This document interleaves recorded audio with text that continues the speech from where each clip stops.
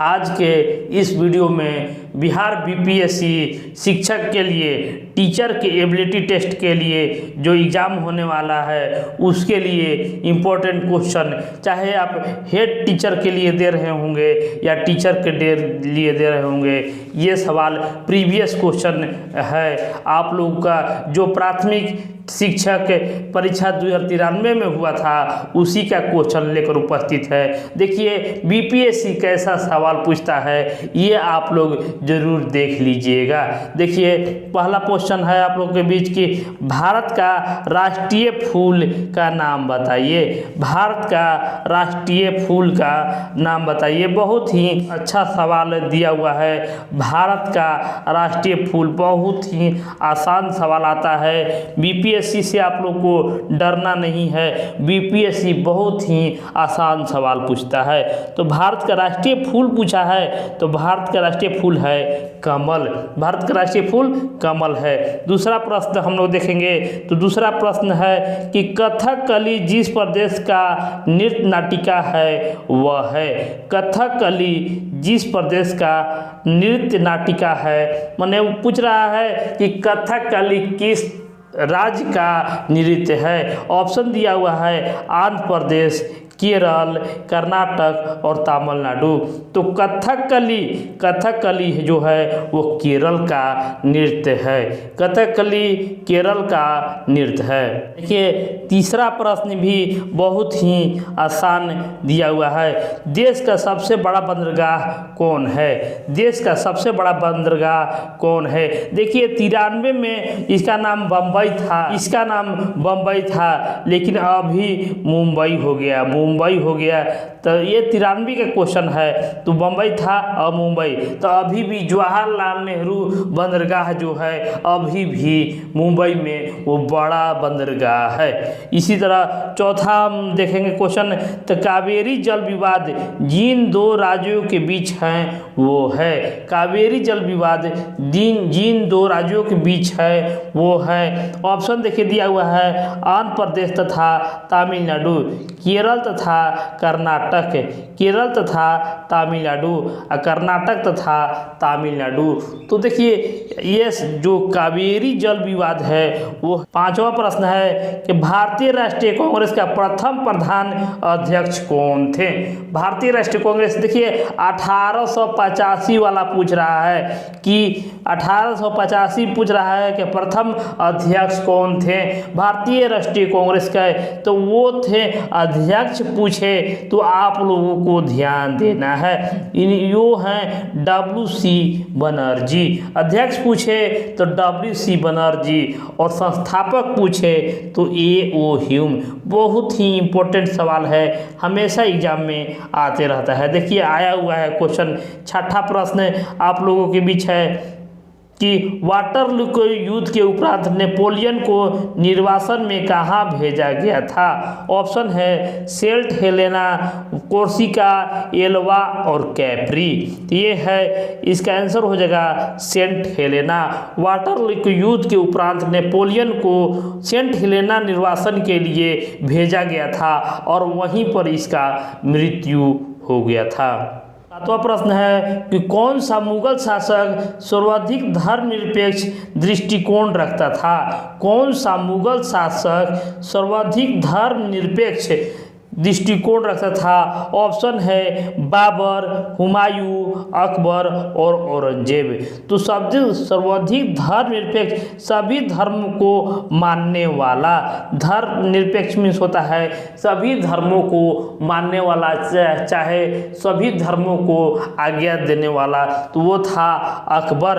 अकबर जो था वो सभी धर्मों को मानने वाला था। आठवां प्रश्न था कि दिल्ली में लाल किले का निर्माण किसने करवाया। दिल्ली में लाल किले का निर्माण किसने करवाया था। तो वो है शाहजहां। दिल्ली में लाल किले का निर्माण शाहजहां ने करवाया था।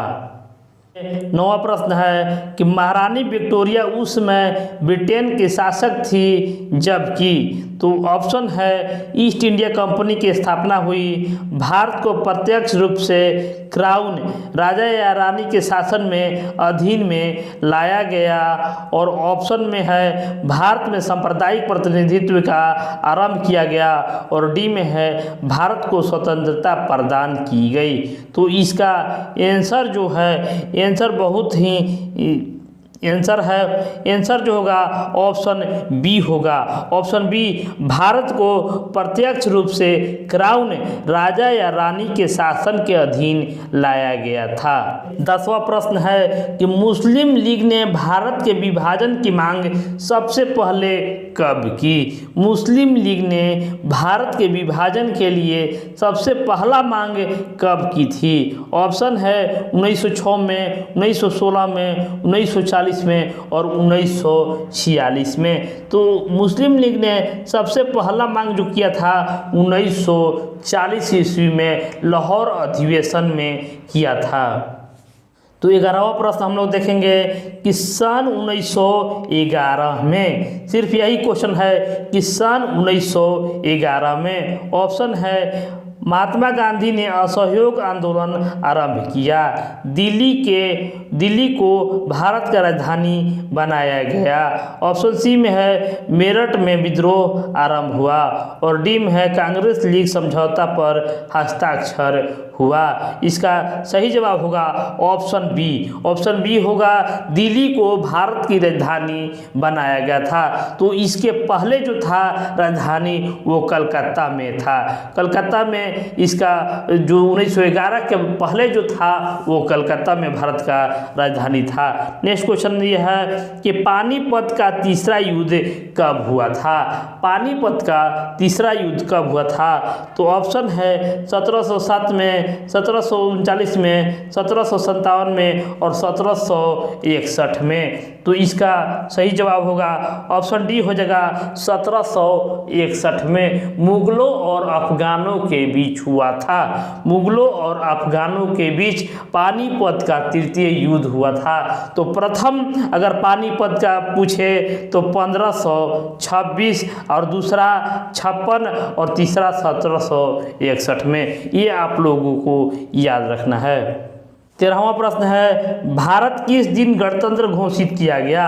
भारत किस दिन गणतंत्र घोषित किया गया था? ऑप्शन है 26 जनवरी 1930 को, 9 अगस्त 1942 को, 15 अगस्त 1947 को और 26 जनवरी 1950 को।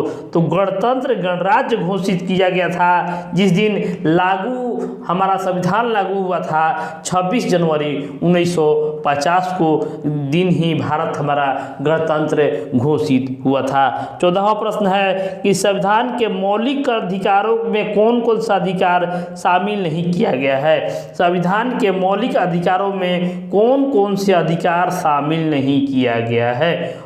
तो इसका सही जवाब होगा ऑप्शन सी, काम पाने का अधिकार। काम पाने का अधिकार को शामिल नहीं किया गया है। तो देखिए कौन कौन शामिल किया गया है?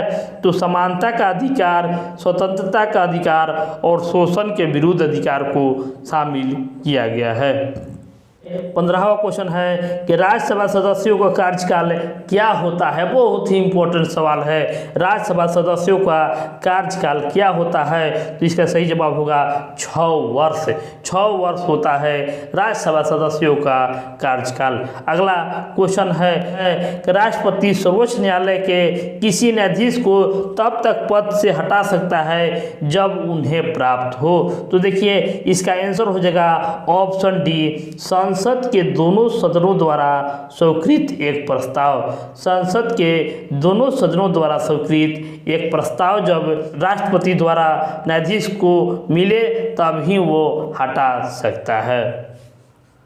देखिए फ्रेंड, तो 17वां प्रश्न आप लोगों के बीच आ गया है कि सर्वोच्च न्यायालय के न्यायाधीशों के अवकाश ग्रहण सामान्य आयु क्या है। सर्वोच्च न्यायालय के न्यायाधीशों का अवकाश ग्रहण का सामान्य आयु क्या है, बहुत ही इम्पोर्टेंट है। तो इसका सही जवाब होगा 65 साल। सर्वोच्च न्यायालय का न्यायाधीश जो हैं उनका अवकाश जो होता है वो रिटायर होते हैं 65 साल के उम्र में। 65 साल इस प्रश्न का सही जवाब होगा।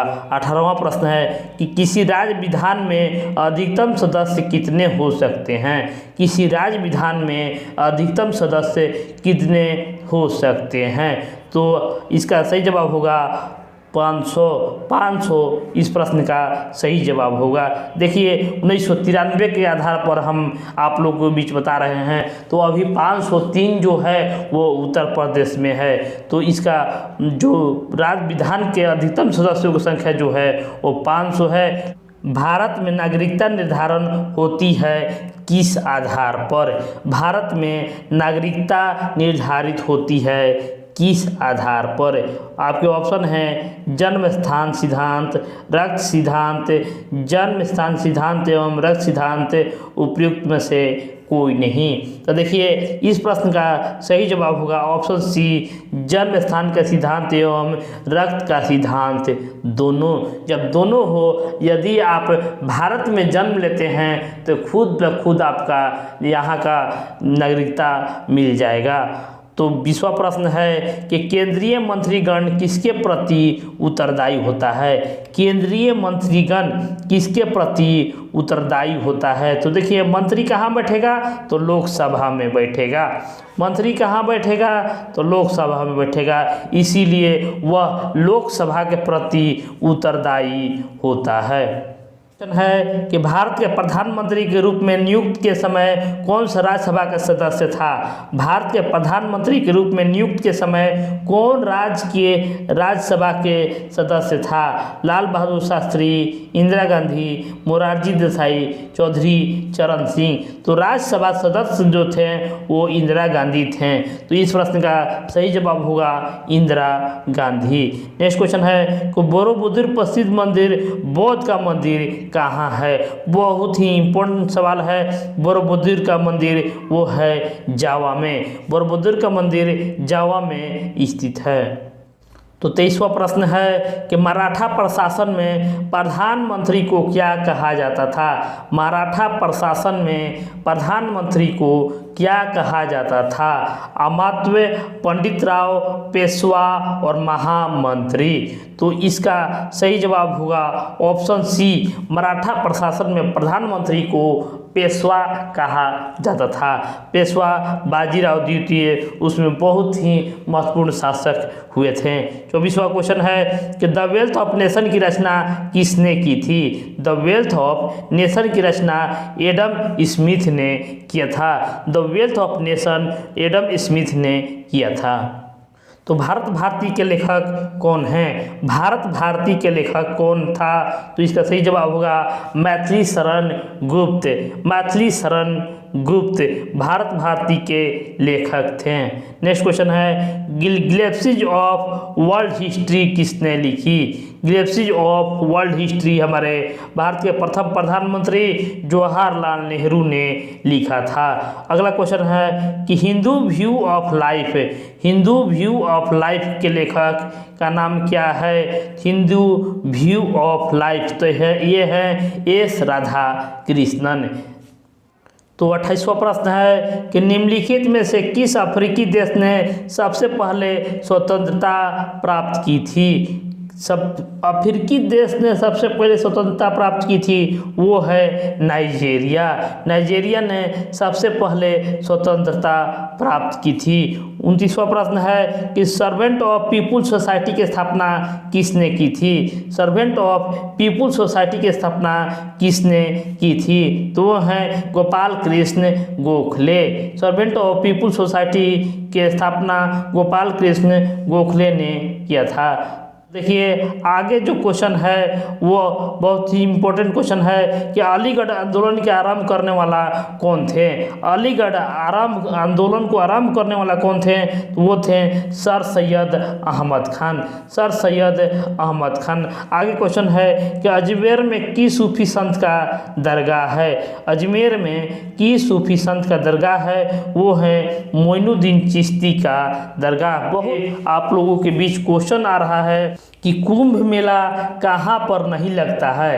कुंभ मेला कहाँ पर नहीं लगता है, नासिक, हरिद्वार, इलाहाबाद और मथुरा। तो देखिए इलाहाबाद का अभी वर्तमान नाम हो गया है प्रयागराज। इलाहाबाद का वर्तमान नाम हो गया है प्रयागराज। तो इसका हमने ट्रिक दिया था पहुना इसका ट्रिक था कि कुंभ मेला कहाँ कहाँ लगता है। तो देखिए यहाँ पर प से हो गया प्रयागराज, हरिद्वार, उस से उज्जैन और ना से नासिक। तो इसका सही जवाब होगा मथुरा। कुंभ मेला मथुरा में नहीं लगता है। इस आधार पर आप लोग याद रखिएगा और हमेशा के लिए ये क्वेश्चन आप लोग जरूर याद रखिएगा। देखिए 33वां प्रश्न है कि राज्य की उत्पत्ति के सामाजिक समझौता के उपरांत एक ही प्रमुख प्रतिपादक कौन है। आप लोगों को सवाल फिर पुनः है कि राज्य की उत्पत्ति के सामाजिक समझौता के उपरांत की एक प्रमुख प्रतिपादक कौन है।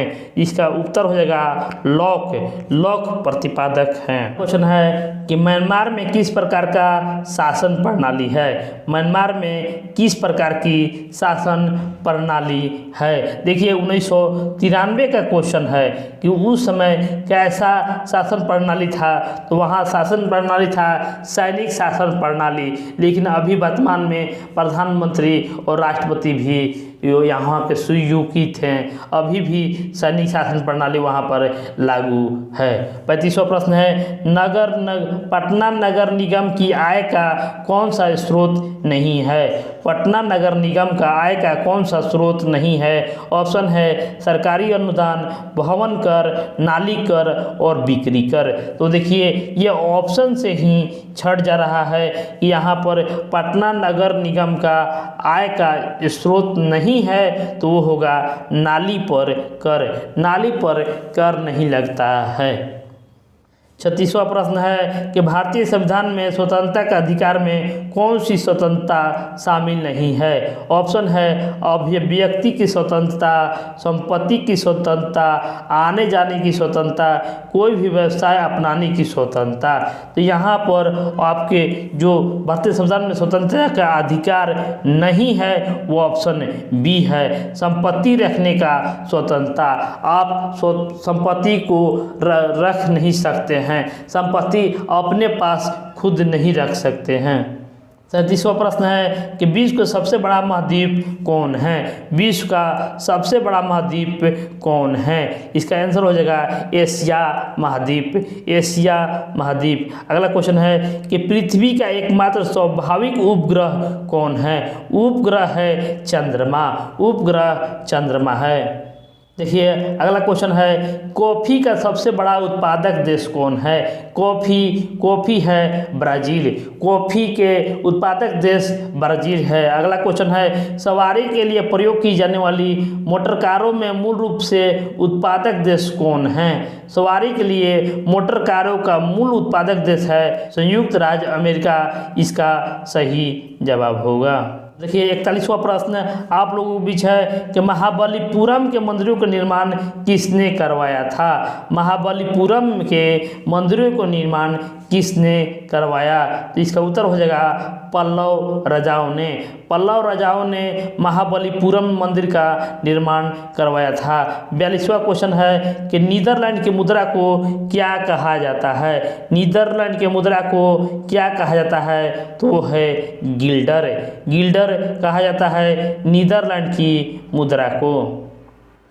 तो 43वां प्रश्न है कि विश्व जनसंख्या दिवस कब मनाया जाता है। तो ये है 11 जुलाई। 11 जुलाई को विश्व जनसंख्या दिवस के रूप में मनाया जाता है। 44वां क्वेश्चन है कि खगोलीय पिंड संबंधी ज्ञान को क्या कहते हैं। तो ये हैं खगोल विद्या, खगोल विद्या। आगे क्वेश्चन है कि गीत सेठी का संबंध किस खेल से है? गीत सेठी का संबंध बिलियर्ड से है। तो गीत सेठी के संबंध बिलियर्ड से इस प्रश्न का सही जवाब होगा। प्रश्न है कि किस खेल का आरंभ इंग्लैंड में हुआ था? किस खेल का आरंभ इंग्लैंड में हुआ था? ऑप्शन है तीरंदाजी, बेसबॉल, क्रिकेट और हॉकी। तो इसका सही जवाब होगा इंग्लैंड में सबसे पहले क्रिकेट का आरंभ हुआ था। इंग्लैंड इस प्रश्न का सही जवाब होगा। अगला क्वेश्चन है कि कोणार्क मंदिर में किस भगवान को समर्पित है? कोणार्क मंदिर किस भगवान को समर्पित है? वो है सूर्य, सूर्य को समर्पित कोणार्क मंदिर स्थित है।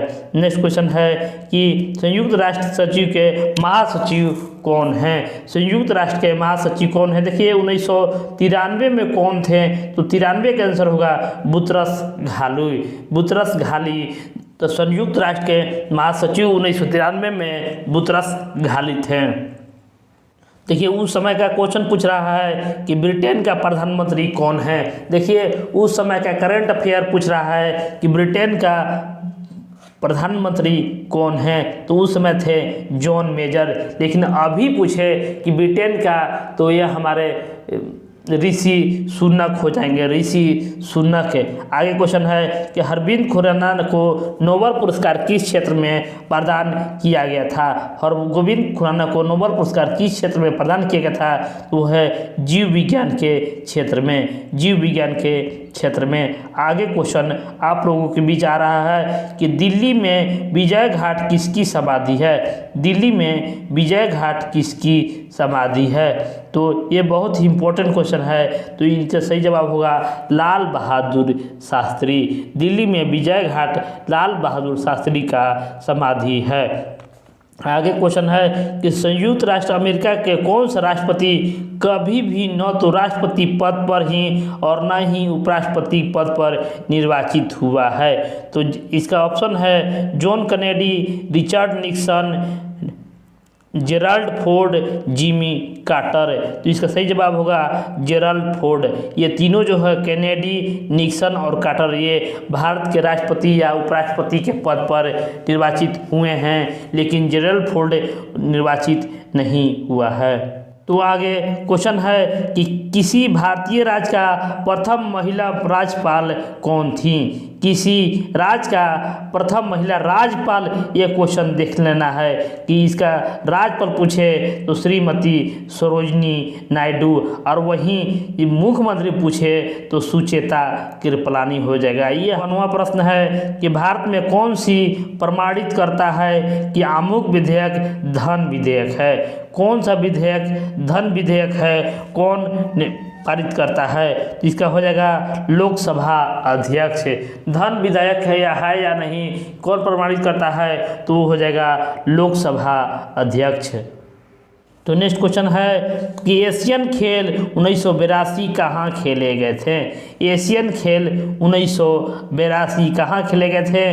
तो वो हैं नई दिल्ली में, नई दिल्ली में। तो आगे क्वेश्चन है कि बरौनी ताप बिजली घर कहाँ है? तो वो है बिहार में। बरौनी ताप बिजली घर बिहार में स्थित है। आगे क्वेश्चन है कि भारत का पहला बोलने वाला चलचित्र कौन है? तो ये है आलम आरा, जो 1931 में आया था, आलम आरा।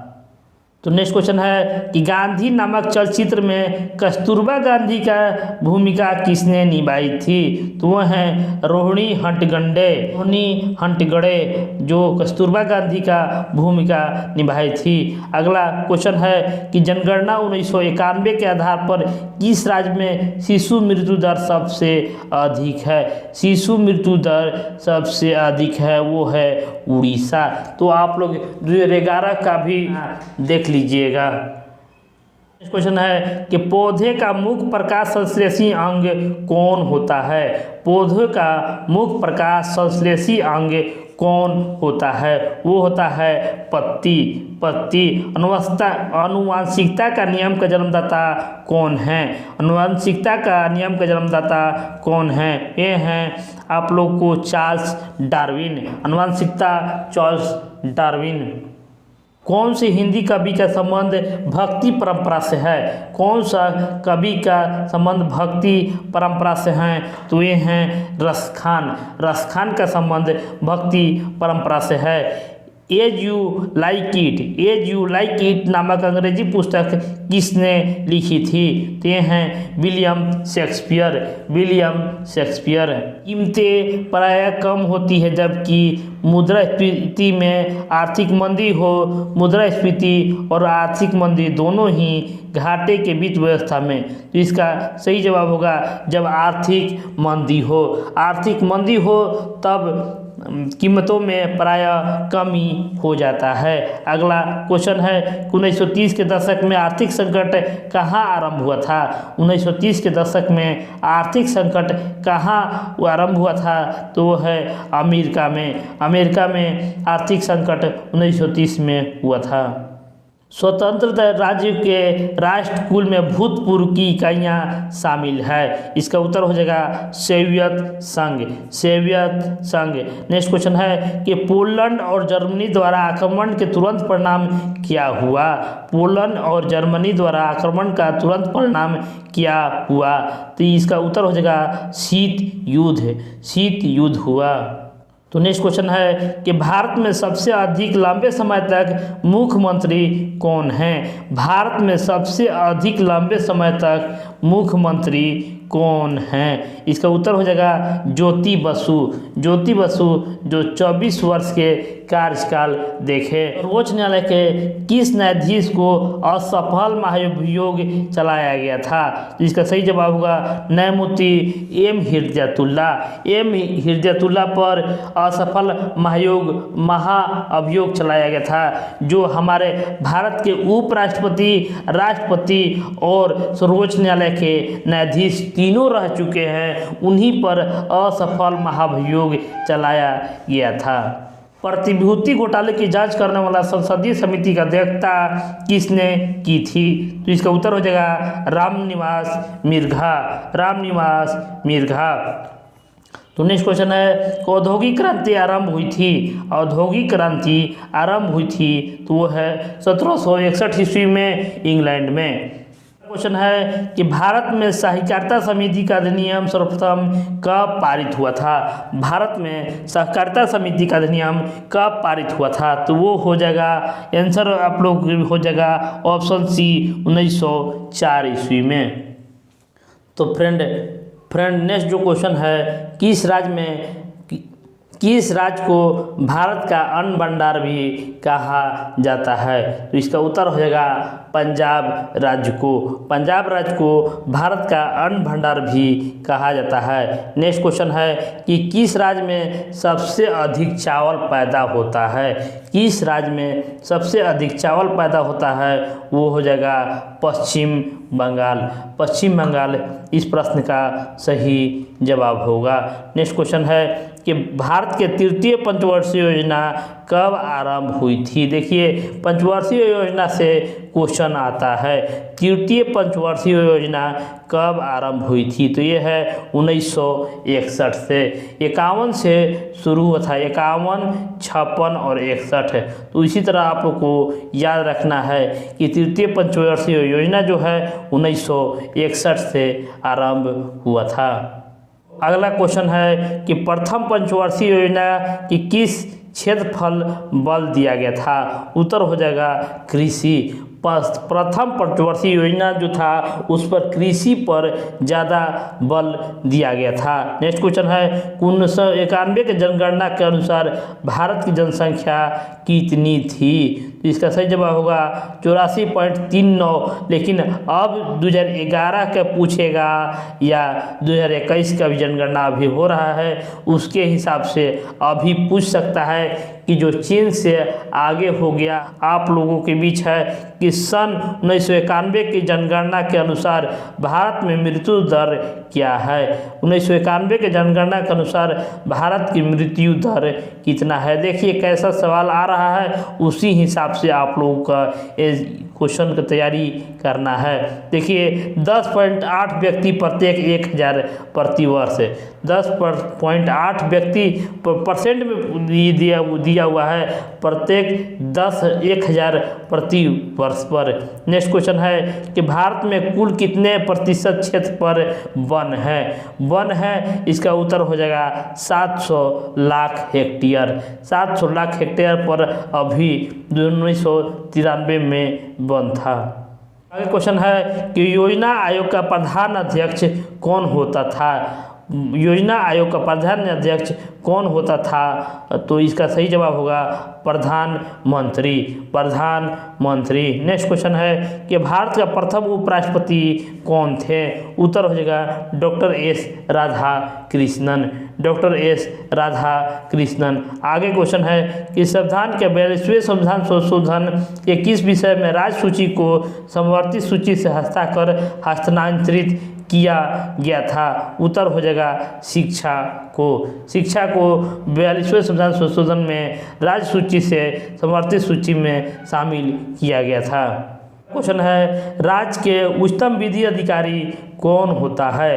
राज्य के उच्चतम विधि अधिकारी कौन होता है, तो वो है एडवोकेट जनरल। Advocate general. आगे क्वेश्चन है कि रिटर्निंग अधिकारी कौन होता है। रिटर्निंग अधिकारी कौन होता है, तो इसका सही जवाब होगा वह अधिकारी जो किसी निर्वाचन चुनाव क्षेत्र के लिए उत्तरदायी होता है और परिणाम की घोषणा करता है। क्वेश्चन है कि राज्यपाल नियुक्त किए जाने के कम से कम कितनी आयु होना चाहिए। राज्यपाल नियुक्त किए जाने के लिए कम से कम कितनी आयु होना चाहिए, इसका सही जवाब होगा अधिकतम। न्यूनतम 30 वर्ष और अधिकतम की कोई सीमा नहीं है। नेक्स्ट क्वेश्चन है कि राज्य का मुख्यमंत्री किसके प्रति उत्तरदायी होता है। राज्य के मुख्यमंत्री किसके प्रति उत्तरदायी होता है, तो है राज्यपाल के प्रति। राज्यपाल के प्रति उत्तरदायी होता है। अगला क्वेश्चन है कि केंद्र सरकार का राज्य मंत्री का क्या स्थिति है। केंद्र सरकार में राज्य मंत्री का क्या स्थिति है। उत्तर हो जाएगा ऑप्शन डी। वह केंद्र सरकार का ऐसा मंत्री होता है जो मंत्रिमंडल का सदस्य नहीं होता है। मंत्रिमंडल का सदस्य नहीं होता है राज्य मंत्री।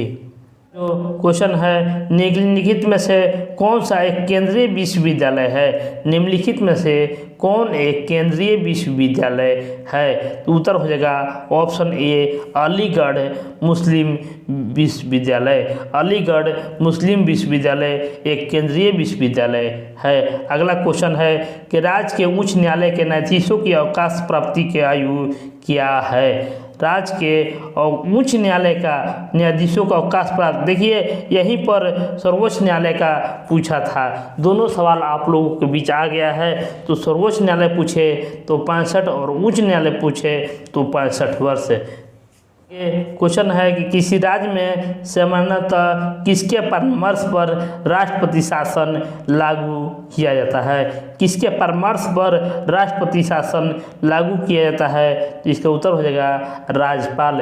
राज्यपाल इस प्रश्न का सही जवाब होगा। अगला क्वेश्चन है कि गोवा राज्य किस उच्च न्यायालय क्षेत्र के अधिकार में आता है। उत्तर हो जाएगा मुंबई। मुंबई गोवा राज्य के उच्च न्यायालय के क्षेत्र में आता है। नेक्स्ट क्वेश्चन देखेंगे कि कौन सा प्रसिद्ध हिंदी कवि संसद का सदस्य था। कौन सा प्रसिद्ध हिंदी कवि संसद के सदस्य थे, तो इसका उत्तर हो जाएगा रामधारी सिंह दिनकर। रामधारी सिंह दिनकर। क्वेश्चन है letters from the father to the daughter किसने लिखा था। Letters from the father to the daughter किसने लिखा था। उत्तर हो जाएगा जवाहरलाल नेहरू।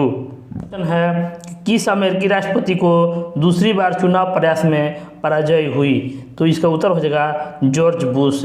लेकिन अभी पूछे तो ट्रंप भी हो सकता है। आगे क्वेश्चन है कि गूगली शब्द किस खेल से संबंधित है? गूगली शब्द किस खेल से संबंधित है? तो इसका उत्तर हो जाएगा क्रिकेट। है कि ध्यानचंद का संबंध किस खेल से था? तो इसका उत्तर हो जाएगा हॉकी। तो नेक्स्ट क्वेश्चन है कि माधवराव सिंधिया किस खेल का संगठन के प्रधान हैं? माधवराव सिंधिया किस खेल के संगठन के प्रधान हैं? उत्तर हो जाएगा ऑप्शन ए क्रिकेट। क्वेश्चन है कि किस हिंदी चलचित्र का प्रथम विश्व प्रदर्शन जी टीवी पर हुआ था? जी टीवी पर प्रथम प्रदर्शन हुआ था। तो इसका सही जवाब होगा फिर तेरी कहानी याद आई। फिर तेरी कहानी याद आई। नेक्स्ट क्वेश्चन है कि हिंदी धारावाहिक रामायण के निर्माता कौन थे? रामायण के निर्माता कौन थे? तो ये विश्व प्रसिद्ध रामानंद सागर जी। रामानंद सागर ने रामायण की निर्माता किया था। और नेक्स्ट और लास्ट क्वेश्चन आप लोगों के बीच है कि कौन सा देश दक्षिण एशियाई क्षेत्रीय सहयोग संगठन का सदस्य नहीं है? एशियाई संगठन का सदस्य नहीं है तो उसका सही जवाब होगा अफगानिस्तान। अफगानिस्तान दक्षिण एशियाई क्षेत्रीय सहयोग का संगठन का सदस्य नहीं है। तो इसका उत्तर हो जाएगा अफगानिस्तान। तो ये वीडियो आपको कैसा लगा? इसी तरह का वीडियो और पाने के लिए हमारा चैनल को लाइक शेयर और सब्सक्राइब जरूर कीजिएगा। धन्यवाद।